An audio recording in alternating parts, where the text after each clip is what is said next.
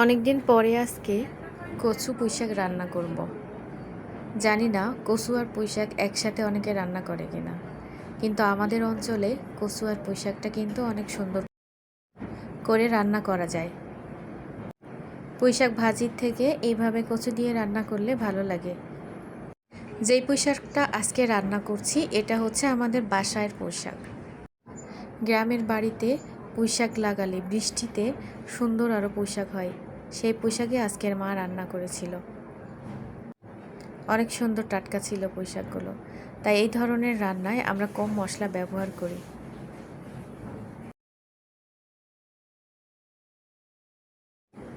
তা অল্প করে মশলা দিয়ে কিছুক্ষণ রান্না করলাম পুঁইশাকটা। আর অবশ্যই আমরা বাটা মশলা ব্যবহার করি তরকারিতে। এগুলো বৃষ্টির পুঁইশাক তো, তাই বেশি পানি ব্যবহার করা লাগে না। হালকা একটু পানি দিয়ে এবং পুঁইশাকে যে পানি থাকে সেটা দিয়ে নাড়তে নাড়তে রান্না হয়ে যায়। আজকে রান্না হয়ে গেল আমাদের কচু পুঁইশাকের তরকারি।